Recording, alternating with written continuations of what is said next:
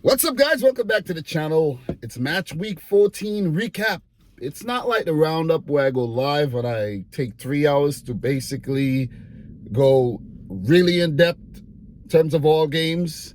I've seen the goals and everything for all the matches that's been played so far, and we've had 8 games and 2 left. So I'll be live a bit later to actually talk about everything. But this is just a quick summary, quick reaction to all the results so far.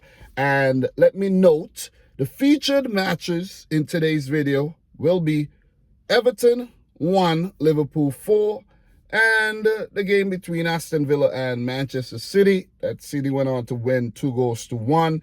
I'll get more in depth in terms of those matches. The other matches, not so much. Okay, so let's start with the first game. Newcastle 1, Norwich City 1, 6-pointer, where these teams down towards the bottom of the table needed. One of them needed to actually win the game and pick up 3 points, but nothing to separate the two teams, of course. So Kieran Clark is coming back into the team. Pullback, I think that was Timo Pukki, and he got a straight red card for the denial of a clear goal scoring opportunity. So he would add to Newcastle's woes in terms of their defensive depth and everything there. So we saw Federico Fernandez coming on, and he was an outcasted man, ostracized by maybe Steve Bruce. And now Eddie Howe is looking to actually reintegrate him back into the team, because they're going to need everything they have in order to survive this drop, man, because they're not looking good at all. Still winless in the league. Only team in the top 4 tiers of England football to do so, and they are still on winless, unbeaten in the game, but winless. So in this match, Callum Wilson scored a penalty in the 61st minute. I think it was a very, it was a harsh penalty, and Billy Gilmore with the handball there. If you ask me, that should have never been a handball in my opinion, because if you really looked, when he jumped up, his hand was there, and he jumped up and his hand was in the same position. Everything happened so quickly. That should have never been a penalty. But anyways, Newcastle are desperate, so they locked out. Wilson stepped up to score, even though Tim Krul got a hand to it.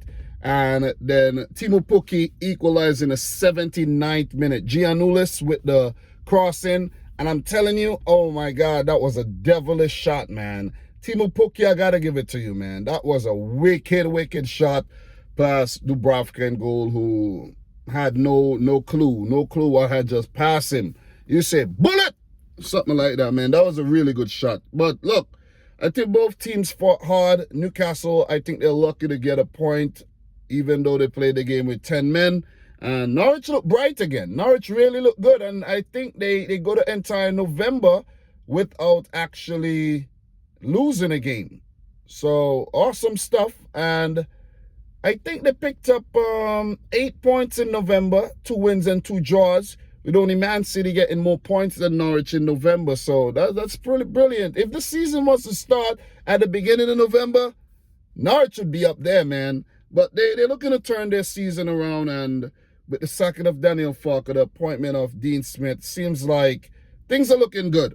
As for Newcastle, Eddie Howe's start to his career at Newcastle, pretty choppy, coronavirus for 1 game, and then he lost the first game on the touchline, and then now he drew this one. But that's a more positive result. But the big question I have for Newcastle is, how are they going to avoid the drop this season? So after that game, Norwich, they are 19th with 10 points. They get into double figures. And Newcastle 20th with 7 points. So not bad at all for Norwich, but they got to keep picking up those points, man. The next game is against Tottenham. Winnable. But they got some tough matches, man. Tottenham, United, Aston Villa, West Ham, Arsenal. They got a really hard December. Might not be fun at Christmas. But all the best to Norwich, though. For Newcastle United, guys, things are not looking. Things are gonna. For both these teams, things could just continue to get uglier and uglier and uglier in December. You know, it's Christmas season. You want to be nice and jolly, but oh man, I'm telling you, nothing jolly about the fact that you got to play Burnley next. That's a game you could win, get points in. But Leicester, Liverpool, Man City, and United, after that, oh man, good luck. Good luck. That's all I got to say. Good luck. So we're going to definitely move on to the next game. Let's talk about the next game here. And that match is Leeds 1, Crystal Palace 0. I have to say Palace very unlucky in this game, though. They deserved more. And it took a 94th minute penalty from Rafinha for them to actually win the game. I think it was a harsh penalty, but anyways, Guehi, the culprit there for the handball. I think it was pretty harsh, but it is what it is, part of the game. Got to keep your hands down. And Crystal Palace, they had chances that they didn't put in. Benteke, you could remember that opportunity that he put wide. You got to score, man. You got to score those. So, once again, even though Palace didn't play badly, they didn't pick up the 3 points. So, it's either they get one or they get none. But they've hardly been picking up 3 points this season, where only 3 wins, 7 draws, 4 L's. Not a bad start to their season. They're in 12th right about now. And for Leeds, they needed that much more because that was their first win against a team outside of the relegation zone. So they needed that badly. And they go up to 15th with 15 points. It's always good to have Rafinha in your team, but it will be very difficult for them to hold on to him come next summer. And the fact that they've been dealing with a lot of injuries and Patrick Bamford not being there at all, focal point up top, it's a good win, man. It's a good win. Look, I don't have much more to add about this game. Melier had to save, ball off the line there. So Crystal Palace wasn't very lucky in this match, I have to say, man. But they didn't look badly. They really didn't look badly. Conor Gallagher looked bright again on the day. And they got to just continue to, try to get these points. And we know they're not a team that's going to trouble the table too much, but maybe Patrick Vieira would look to change that. So, look, 1-0 to Leeds United, big win in the grand scheme of things. Remember last season they were brilliant, but this season they have started out things a bit slower. But they do deserve the win. They dominated possession. They got more shots off on goal, created more chances and everything. And in the end, they got what they deserved. So 3 points here for Leeds, 15th as I mentioned, Crystal Palace 12th. So Leeds just 1 point behind Palace with 16 points. So look, in terms of their next matches, got Leeds coming up against Brentford. Then they have Chelsea, City, Arsenal. They got Liverpool, Aston Villa. They got a tough schedule coming up as well. So last 3 teams we talked about, very, very tough schedules coming up. As for the Eagles, Crystal Palace, Man United next. Then they got Everton, Southampton, Watford. A pretty, manageable if you ask me. Manageable. Could get a win or 2 in between there, but manageable. So we won't linger too much on this fixture, but congratulations to Leeds United on picking up those 3 points. Wolves 0, Burnley 0. I did predict a draw for this one, just like I predicted a draw for the Newcastle Norwich. I did predict Palace to beat Leeds, but, can't get them all right. So 0-0 between Wolves and Burnley. I did not actually watch highlights for this one. Not as yet. I will for my live stream later.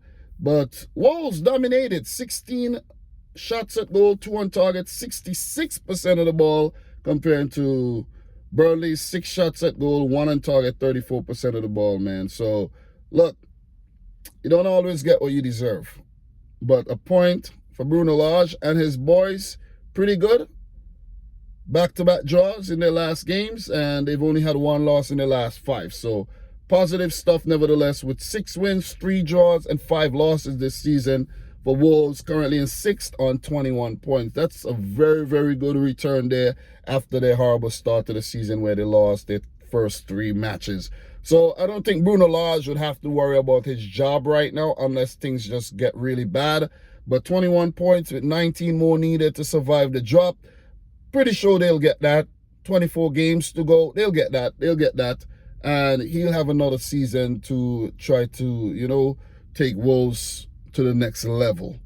As for Burnley, this is a big point for them. This is a huge point. They're still in the relegation zone. They got 10 points, 7 draws, and 1 win. But still, it's better than not getting any. Got to look at the positives here. So, 10 points, 18th. Not the best position to be in, but it's still pretty early in the season. Still pretty early. You'll need a better second half of the season, of course, than the first half. So, look, for Burnley, the next game will be against Newcastle. That's a 6-pointer as well. So Newcastle, you got back-to-back 6-pointers. And if you don't win any of these, I don't know if you could come back from this position at all. And then Burnley got West Ham, Watford, Aston Villa, and Everton. They got a really nice December, I got to say. And to round it off with United at Old Trafford, anything could happen. So I think Burnley could actually pull their season back and get into the region about 15th, 16th by the end of December there. So just some positives there for the Burnley fans. As for Wolverhampton Wanderers, Wolves do have Liverpool next on the weekend. Then they got Man City, 2 tough games coming up. So let's see how they navigate through that very treacherous region there of playing Liverpool and Man City. And they got Brighton, Chelsea, Wolves, Arsenal, and United. Some tough matches coming up. This will be one of the toughest periods for them to go through here. And if they're able to get through with at least about 10 points, that'll be a big achievement. Definitely. So we're going to keep it moving, though. Big up to everybody watching this right about now. Thank you very much for tuning into another one. And the next game that we got to touch on is the match between Southampton and Leicester. So, Southampton 2, Leicester 2. I did predict a Leicester win. And it's a good result for Southampton, even though they dropped points from a winning position. They would take 1 point from Leicester, seeing that Leicester beat them 9-0 a couple seasons ago. They'll take the point. Give me the point. Give me the point. Hassan Huta would say, give me the point. Yeah. So, Bednarek in the 3rd minute. A lot of goals from set-piece situations here in this game, though. Scrappy goal by Bednarek in the 3rd minute. Then Johnny Evans in the 22nd. Che Adams in the 34th. And James Maddison, who has been on fire lately, in the 49th minute. Near post stuff. So, very even game, I have to say. 15 shots and goal for both teams. Southampton with 7 on target.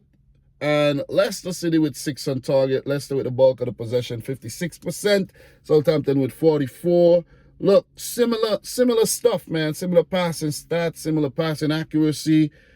And they just share the spoils on the end of the day. I think it's a good result for Southampton. Not so much for Leicester, but it's a positive one nevertheless, seeing that they have not started the season out too well. But with this draw, they do break further into the top 10. The other teams with a game in hand are 2, right? So they are 19 points right now after 14 games. So not bad for Brendan Rodgers and Jamie Vardy and co. And for Southampton, a good point. They're 16th with 15 points. They got to just continue to let these points trickle in, though, because they haven't been good lately. Back-to-back losses, and it's a good way to stop the bleeding there by getting a draw against a team that I expected to beat you. So not much more to add for this one, but for Southampton, their next game will be against Brighton in the South Coast Derby. And they got Arsenal, Crystal Palace, Brentford, West Ham. Games in there that they could win. I think they could win at least one of these games and pick up maybe about 5 points across those games, which isn't too badly. Not the best, but it's not bad. It ain't bad at all. Not bad at all. Points on the board is points on the board. You see what I'm saying? So for Leicester City, the next game will be against Aston Villa. That'll be a big one because Villa playing some good football right about now. Then they got Napoli in the Europa League, Newcastle, Tottenham, Everton. Winnable games. The win probability is very high in most of these games for Leicester City, though. But they got to continue playing that positive football. Just want to put that out there. So we're going to keep it moving. That's only 4 games done. We got 4 to go. And this might be a longish summary type video, but not trying to make it too long, as you guys could see, right? Watford 1, Chelsea 2. I did expect Chelsea to win the game, but I got to say that Watford really did put up a fight, and they did not make it easy for Chelsea whatsoever. Both their goals, they basically walked it into the back of the net, so it was some good goals scored by Chelsea, good build-up and everything. And the same for Watford, where Emmanuel Bonaventura did equalize it. So Mason Mount in the 38th minute, Bonaventura, Emmanuel Dennis, as I should say, 44th minute, Watford kept in the game until the 72nd before Hakim Ziyech put one past Daniel Bachmann. I think that was savable, but maybe the wrong technique used that. He should have tried to, and Aaron Ramsdale that ball, but instead he, went through him. But good goals there by Ziyech, who came off the bench, and Mason Mount with the assist, Mason Mount with the goal in the 30th minute. So Mount pretty much man of the match there for that one. And he's probably buoyed by his Ballon d'Or ranking of 19th, above some players I think he should have never ranked higher than. But Watford outshot Chelsea with 14 shots, 6 on target. They had 49% of the ball. And Chelsea with 8 shots, 4 on target, for 51% of the ball. So they didn't lay down. They put up a fight. Chelsea without a single corner in the game. Watford with 6. So you know what, the more dangerous of the two teams, just the quality on the day wasn't, with Watford. It was on the Chelsea side. But when I looked at this Chelsea 11, I was a bit concerned, though. I was really concerned because you have Pulisic, Mount, and Havertz up top.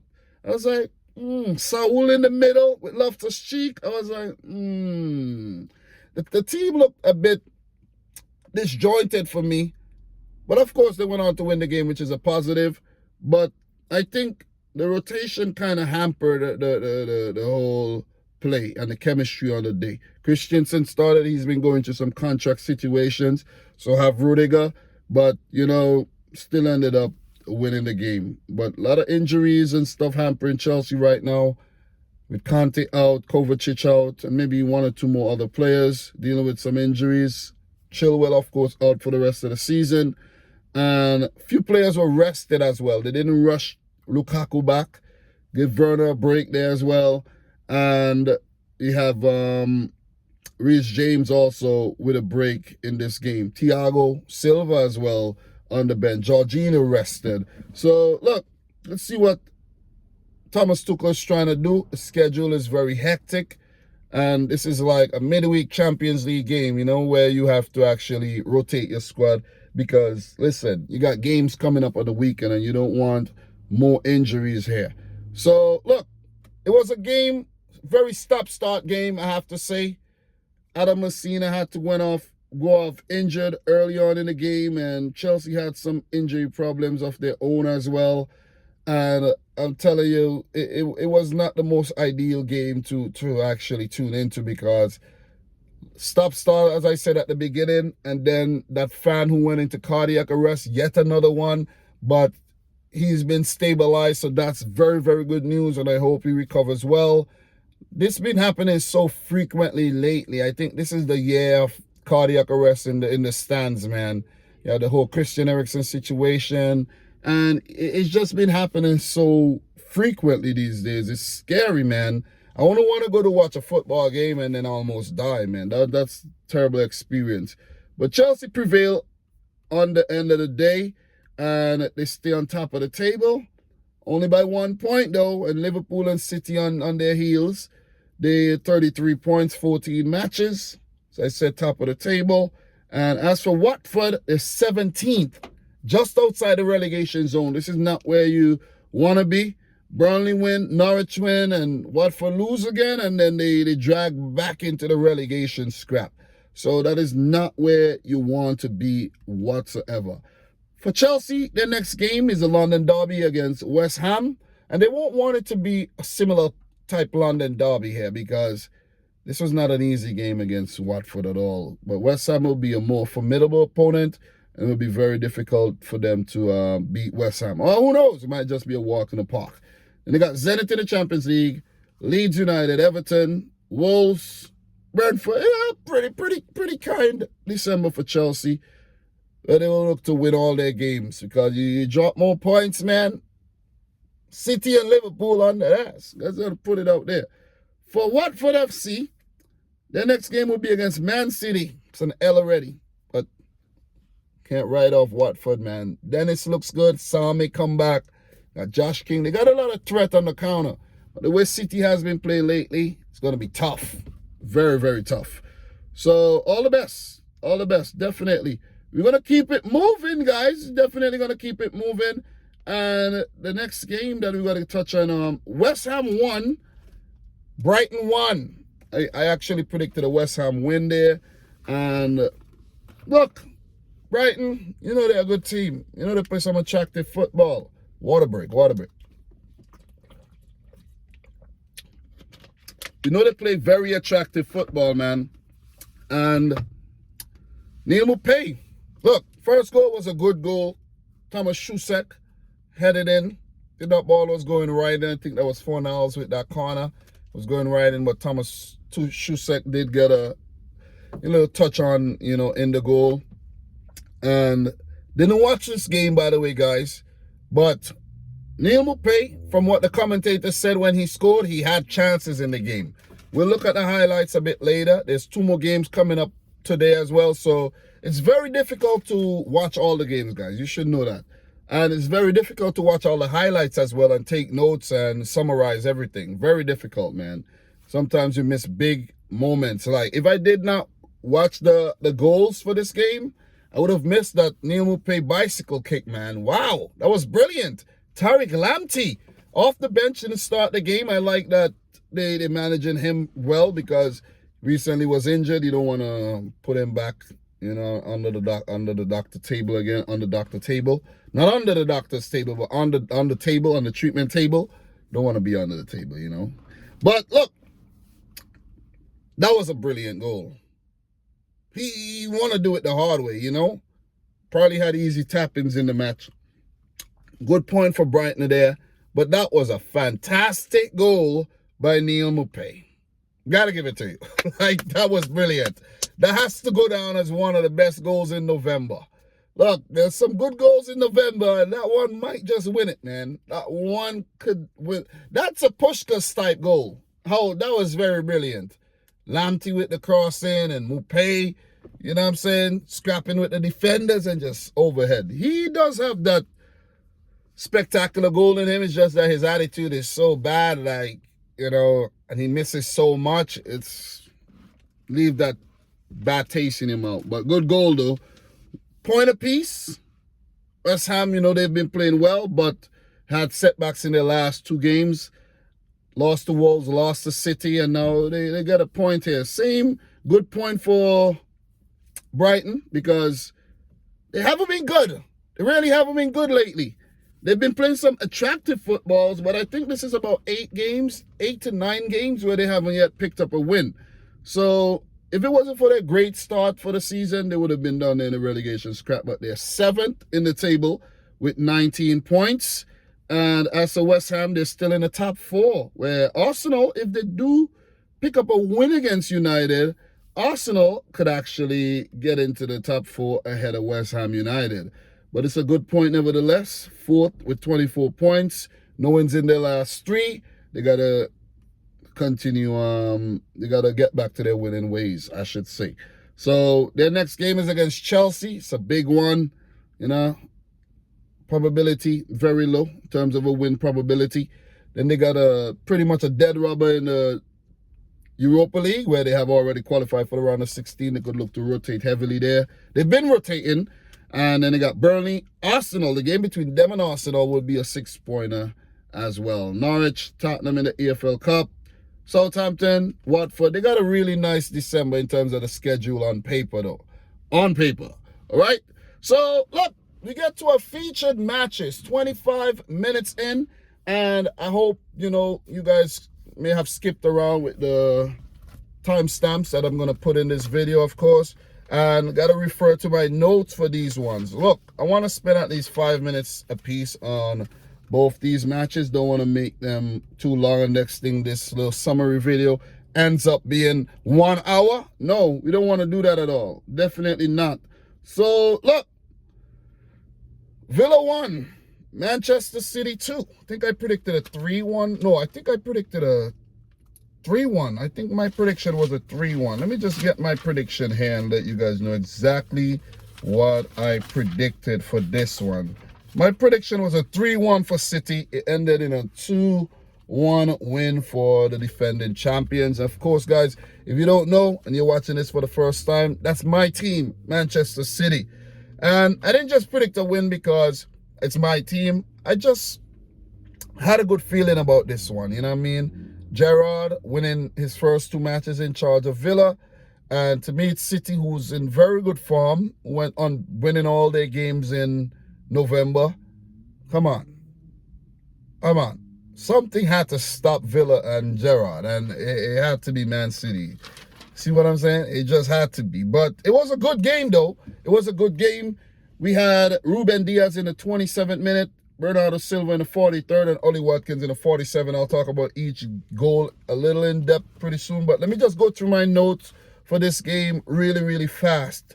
Man City rested players, of course. We know this because I did talk about this in a build-up where I put out my ideal 11, and then I said, of course, Zinchenko and Ake could feature. And yeah, they did. Cancelo went over to right back, where I think he's been the best fullback in the league so far this season. And maybe you'll go as far as to say he's the best fullback in the world right now. Maybe not for Portugal, but for Man City, where he's been playing at left back and he's been playing at right back. So I never said he's the best right back or left back in the world or in the league right now. I said he's the best fullback where he's versatile. He's the only player playing both positions very, very often. So it's just fair to say he's the best fullback in the league right now. But I know the Liverpool fans are going to be like, oh, it's Trent. Chelsea fans will say, oh, it's Reece James. And so it is Joao Cancelo because he's been involved in everything, man. So involved. So I know he does not get credited for all the assists and everything, but I'm telling you, it's him. He's the source. He is the source, man. He's basically our Kevin De Bruyne this season. Look, Sterling started another game. He's been good. Rodri and Fernandinho both started with Bernardo Silva, Mahrez, and Jesus, who's looked bright. Diaz, of course, Edison in goal. Look, it doesn't matter who Pep puts out. Team still plays the same way. It's amazing, right? It's amazing. That's a system, and that's a unit. That's a machine. That is a machine right there. So, look, Villa's been looking good. A few changes. I think Buendia came in, and they've looked good, man. They've looked good. Cash have started every Premier League game so far this season. They've looked, he's been involved. They've looked good. Gotta give it to them. After 5 games without a win, Dean Smith sacked, Gerrard coming in. They've really competed in their last 3 matches, winning 2 out of 3, of course. So 24th, from the 1st to the 24th minute, City really dominated the play. Really, really did. Where Rodri had a shot save and Cancelo had a shot saved at the near post. And for the first, let's say, 15 minutes, it was City. Villa did get in behind. It was back and forth stuff. It was like we were watching a basketball game of some sort because Villa really looked to compete, and they look very, very dangerous on the break. And, that's one of City's Achilles heel. Of course, you get him on the break and you end up scoring. The goal did come, and that was the 27th minute. I have to give it to Raheem Sterling here. I've been very impressed with the way he's played in November. Before that, I don't know, head-scratching stuff, man. Head-scratching stuff. And it got as far as to where I actually wanted Sterling out of the club. Do I still want him out of the club? Do I still want him to leave? I feel it's a little indifferent. I don't want to call it just yet, but I'm more on the no side. We football fans are very fickle. You know this. We're fickle beings. And one week we wanted to play out. The other week, yeah, you could stay. You could definitely stay. But Sterling, I don't think I doubt he's going to leave because we see that Barcelona have interest in Ferran Torres, and that one is heating up big time. And look, Raheem Sterling had interest from Barcelona. That one might cool down a bit. Where Ferran Torres being a Spanish international and he's from Spain and everything, he'll prefer to move than Raheem Sterling go in there and be, Jamaican over there in Spain, knowing no Spanish whatsoever. So don't think Sterling would leave just as yet. Because Pep is a funny guy. You're not playing well. You're outcasted. Next thing you get in form and he's just playing you. You're his best friend. That's Pep Guardiola for you. So, yeah, man, good goal. Sterling running to the byline. I think that was McGinn that was trying to keep up with him. Might be wrong there, but really good run. Good hold-up play. And then running from a, stationary position is Sterling from stop-start. He's pretty good at that, man. And going towards the byline, squaring. I don't think he intended to find Ruben Diaz outside the box, but Ruben Diaz with the left-footed shot that went past everybody. Matt Target needed to throw himself more at that ball, but the defenders in front of Emi Martinez actually blindsided him and ball crept in at the near post. I was like, woo! We needed that goal because I think Villa, they had us, they were really competing and they were very difficult to break down. Even though we did get in behind, the keeper, was hard to beat. Look, Villa had to make a sub early in the game. Leon Bailey pulled his hamstring trying to keep up with the likes of Jesus and co. Ashley Young came on. What I got to say about Leon Bailey here, I think Leon Bailey is a good player, right? I'm not going to lie. He's a good player. He got talent. We all know this. But for some reason, I think he goes a little too hard. It's like he has something to prove. He got this something like he has to prove. Now a Villa player, first game he's playing against Raheem Sterling, his fellow Jamaican, buddy there. And he may have looked forward to this moment forever. And said that he had to go off early. But you go a little too hard, Leon Bailey. Leon, you go too hard. For Jamaica, you do not go this hard. But for Aston Villa, it's like, chill, bro. Pace the game properly. You know you've been dealing with some injury problems. Pace the game. You got to go and run out the damn hamstring. Might end up losing your place in the team too because you have an El Ghazi or somebody come in and you can't get him back out. So, freaking overzealous. So, look, the second goal did come in the 43rd minute after City pulled themselves back a bit in the game, and it was a good goal. Raheem Sterling went down injured, but play continued. Villa, they got the ball in the box, and City dealt with it. It was between Cancelo and Mahrez to maneuver themselves from a defensive position. Mahrez very skillfully doing it. Cancelo as well. And then to find Fernandinho, who with the presence of mind to look up and find Jesus on the break. And then Villa overcommitting players. Oh, man. Bernardo with his run. And then ball comes in from Jesus. And first time volley. Oh, my God. Yo. Bernardo. Take a freaking bow. City's been scoring some good goals lately, man. Oh my God. Wow. That was a good goal. That was a good goal, man. Listen, by the time Emi Martinez died for the ball, it was past him already. Scorching the top of the freaking goal. Awesome goal, man. Awesome goal. I think, look, as I mentioned, Sterling, man, he's been really good lately. But Bernardo, oh my God. We can't lose this guy. He's been linked with a move to why are all the players been linked to Barcelona though? Bernardo, I beg you, bro. Please stay. And I think that's why Pep's been playing him a lot more often lately, where he's a player that could look to leave. He's been there since the 17-18 season. He's put in, a good bit of time already. So, what? This is his 5th season. Players could look to move on. You see what I mean? But, wow.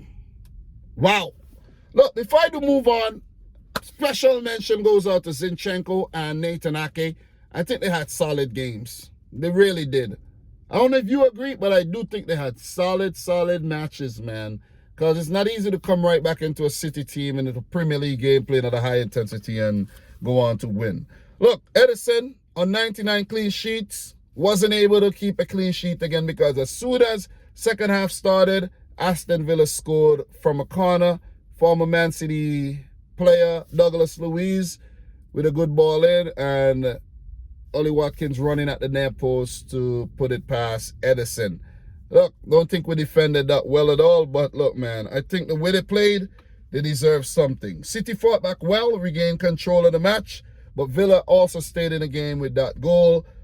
58 minute Ezri Konsa had a chance that he put wide. I think, you know, he would have looked back at that and be like, whoa, man, how I didn't score that. But that was good build-up play.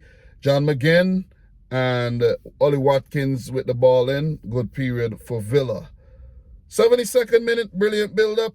Cancelo and Bernardo Silva and that ball over to Jesus, who had to take it down swivel. If that had went in, oh my God, that would have been exquisite as well. But he blasted it wide. But one of the big moments in the game was when young Chukwuemeka was brought on, and he caused some trouble, man. He really did. Good build-up between Emi Buendia and Douglas Luiz, and the layoff to Chukwuemeka got in behind City's defense, and the youngster, oh man, if that had went in, I think we would have drew the game. We would have probably drew the game or lost the game, because at that point, you want to keep what you have and go on to get the 3 points. But I'm telling you, great save by Edison, man. Edison, bro, thank you very much, man. Thank you very much. Thank you. I appreciate that. So, Jack Grealish, former Aston Villa captain, who they sold to City for £100 million, did get a run out for Gabriel Jesus, the only change made by Pep Guardiola. And that's how tough the game was, that he could have only made one change. Could have only made one change here. And you don't want to disrupt things too much. And I'm telling you, man, listen, Villa, you played well. You played really well. Respect to you, man. Respect. So, look, Jack Grealish came on. He was cheered by some, booed by others. That was nice that the cameo didn't do too much. But, look, his career at City so far hasn't really kicked off the way most thought it would, or maybe most thought it would, you know, start slow. But let's not judge him too early, because remember, Cancelo had a horrible first season, and now look at him. You see what I'm saying? I think this is his third season. Look at Cancelo now, last season and this season. So let's give Jack a little time. You know what I'm saying? And whenever I hear this name Jack, you know, I think about this Beres Hammond song that goes, that I think it's called Sweet Lies, and it goes by, Jack is the Mac and he comes around every Monday, every Tuesday and Wednesday, every day of the week. Jack, you're the Mac, bro. So, look, it was a good contest at the end of the day. Good fight by Villa, but the more quality team prevailed on the end of the day, and that's City. 2-1 win, first loss for Steven Gerrard as a Aston Villa manager, and Man City's Portuguese players on the score sheet, Portugal's finest, as I like to refer them as. Good 3 points here. So, look, for City, they continue putting the pressure on Chelsea. 17 shots on goal, 7 on target. Villa with 9, 3 on target. City with 64% of the ball, 10 corners compared to 4 for Villa. 14 matches, 32 points, 2 losses, 2 draws. Not bad. This is the type of results you see for teams that go on to win the title. They do lose a few games, maybe about 5 at the end, could be 6. Draw, minimal. The wins, 10 wins. 10 wins. Only City and Chelsea got double figures in wins so far. 32 points, 1 point behind the top team right now. Villa have pulled things back, and they are 16 points in 14th, all right? So they would actually don't want to go back into that losing form under Dean Smith. So not a bad loss. It's City. You're playing the champions. They did beat the champions in Liverpool last season 7-2. Don't mean to remind you guys, but you know, good try. The next game, very tough games. Leicester, then they play Liverpool at Anfield. Norwich, Burnley. So, they got winnable games coming up and games that are going to be very, very hard. For Man City, next game is against Watford, of course. Match in the Champions League against RB Leipzig where Pep would rotate but wouldn't want to lose the match. Wolves, Leeds, Newcastle, Leicester, Brentford. It could be a nice December for Man City, who could go on to win all the remaining matches in 2021. And look, if you're an opposition fan, you don't want this to happen. You don't want City to build up this head of steam, man. Because I'm telling you, build up a head of steam, be very hard to stop. So look, we got to move on. The last but not least, today's roundup is a bit longer than usual. And, lately I've been thinking I should start doing the roundups this way and not go live. But I got to go live, man. I got to go live. I got to have two versions, you see. Because this is just to give my quick thoughts. And the roundup is just to go more in depth. You see what I'm saying? And talk about other things, maybe some off-the-field things as well. And, of course, most importantly, to interact with the subscribers, the supporters of the channel. But Everton won, Liverpool 4. I knew something like this would have happened. I knew. Because my prediction for this game, 2-0 Liverpool, predicted a convincing win for Liverpool. But it was an even more convincing win for the Reds. Let me take a sip of my water here. Look, good win because last couple results against Everton, especially at Goodison Park, has not been good. And to go to your neighbor, you could see the ground, they could see the ground from their home field as well. And you go to your neighbor, like literally their neighbors, and pick up such a emphatic win.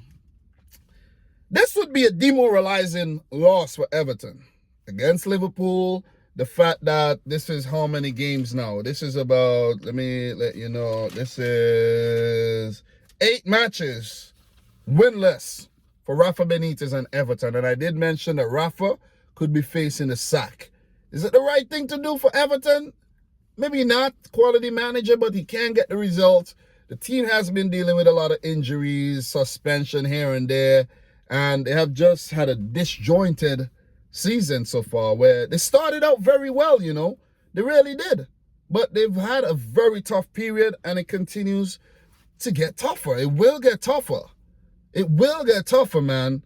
So, look, just to talk about this game really quickly, Jonathan Henderson in the 9th minute. You had Mo Salah in the 19th. Demarai Gray bringing Everton back in the 38th. Salah getting 64th and Jota in the 79th. I will talk about the goals a bit more when I refer to my notes here. So, 3 points for Liverpool, none for Everton. Richarlison back from suspension. Gray back. He came off the bench in the last game. It's a positive. Anthony Gordon, Liverpudlian, and he started as well. So, nice to see, local players involved there as well. Matip back for Konate. And Thiago and Virgil van Dijk start the game after they were both injured in this very fixture last season. That was what? Richarlison injuring, Thiago, and of course Jordan Pickford destroying Virgil van Dijk last season, ending his entire season. So, look, it's 4-1. But Liverpool, yet again, I'm disappointed. Y'all should have scored 8. So many opportunities, man. 2nd minute, Matip with a header from a Trent Alexander-Arnold corner that went wide. Then Salah, a chance put over. It was an Everton giveaway. I must say that Everton shot themselves in the foot big time in this game. They just kept giving away the ball on multiple occasions. And Salah, look, should have actually put that one in. That was a nice ball in the box, and point blank range, he put that one over. He had another opportunity in the 8th minute, and that was Mane, Fabinho to Mane, then Mane to Salah, and Salah hit it straight to Jordan Pickford. Good save, though. But look, the goal came in the 9th minute. That was a quality goal. Jordan Henderson has been scoring a lot of goals this season. He scores a rare goal from distance, and this one was from distance, left-footed this time. hits them with his right, hit them with his left. And that's why I always give Henderson a lot of respect for the last, let's say, 3 seasons. Before, I used to laugh at Henderson, man. I used to be like, Henderson, joke. But I'm telling you, he's really, really improved. He's got better with age. Gotta put it that way.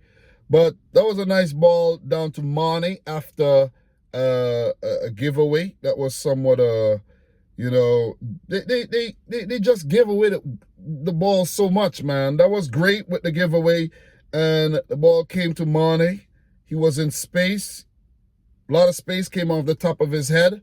That was Robertson with that ball. That was the ball comes down to Mane off the top. Then he gave it to Robertson, who sort of squared it outside the box to Henderson, who just sort of hit it with his weaker left foot past Jordan Pickford. That was a really good goal, man. That was brilliant. That was actually brilliant, man. I got to say, the Henderson goal was fabulous.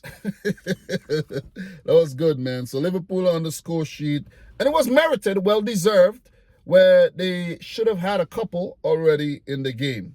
15th minute, Trent Alexander-Arnold had a chance that was saved by Pickford as well. And then it was the goal that came in the 19th minute there. The ball was stolen off Everton, and then it was like Henderson, I think it was Henderson to give the ball away, and then they got the ball back. And then Henderson, he saw Salah in space, found him, Salah running in behind, and at a very, very tight angle, he just curled it, man. He just bent it like David Beckham into the back of the net past Jordan Pickford.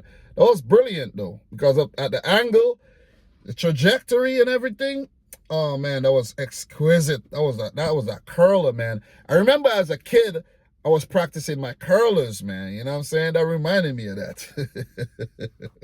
But that was brilliant, man. 2-0 to Liverpool. And it was yet again merited because they were all over Everton. And the more quality team was on top so far in the game. Ended up winning the game, of course. But it's just the speed of which Liverpool were moving the ball, right? And I think that's what caught Everton out so many times. It's like they moved the ball so quickly that by the time you could react and the time you could readjust your position, they're already behind. And with Salah on fire this season, I think he's already involved in more than 30 goals already this season. Salah is vying for the next Ballon d'Or. Might not get it. Might give it to Messi, of course. So Salah, if you think you're going to win the Ballon d'Or, think again. Not happening, bro. Not happening. You know what I mean? Count your lucky stars there. I don't know. You're not going to win no Ballon d'Or once Lionel Messi is alive and playing. So, look. Prior to that goal, Trent Alexander-Arnold did make a very good clearance from a ball that came in, and it was going to be a very dangerous ball in the box, but Trent put it out. And look, he's not been that bad lately, I got to say. He's not been that bad lately. The thing about Trent, people might go on, they might check the stats and see that his stats aren't that bad, but it's just the overall presentation of his defensive side of the game that sometimes it doesn't look good. It doesn't look good. You see what I'm saying? Because a lot of times when Liverpool do concede, you see him in that position where you're like, God damn, Trent, you're out of position again. You see what I'm saying? So Mane had a shot saved in the 26th minute. And then the goal came for Everton in the 38th. Demarai Gray, released by Richarlison. That was a very, very good build-up, man. That was a great pass as well. And putting in Gray, who nutmegged Alisson. And Liverpool overcommitting players a little bit too much there. And you got to definitely give credit to that ball, Richarlison for that ball, and Gray for that finish, man. So they were back in the game. But look, man, game just continued to slip. Well, all these freaking delivery drivers, man, just popping up all over the place, yo. See what I'm saying? And talk about delivery. Salah delivered again. Salah delivered, and this was this was actually, a very comical one. But look, I did forget a little point to make there. Gray, he had a cross headed away by Joel Matip. That was a big clearance there as well. That one was a dangerous one where I think Richarlison may have headed that one in the back of the net. And then the goal, man, the goal. Everton free kick, Townsend off the wall. They got a corner and wasted the corner. And from the resulting corner, Liverpool with the clearance. Seamus Coleman, you ought to be ashamed of yourself, bro. He had a Jorginho moment there. Jorginho against United, similar situation.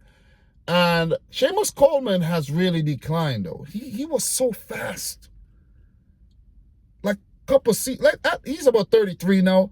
But when he was about 29, 30 or younger, he was so fast.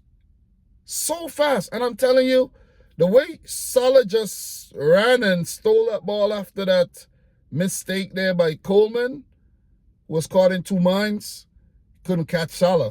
Remember, Salah had the ball. You run faster without the ball than with the ball. And I'm telling you, couldn't catch Salah. Couldn't catch an Egyptian, man.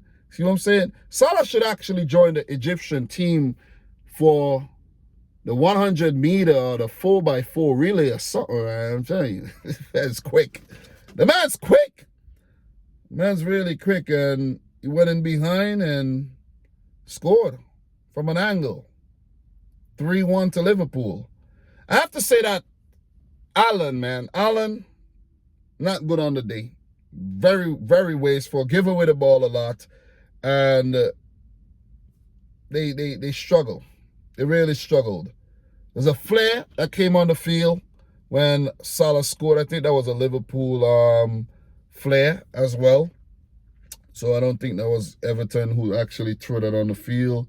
There was a pitch invader as well. I did caught that a bit. But a lot of times when you're watching the games, you don't really see a lot of things like that because they tend not to show that on TV.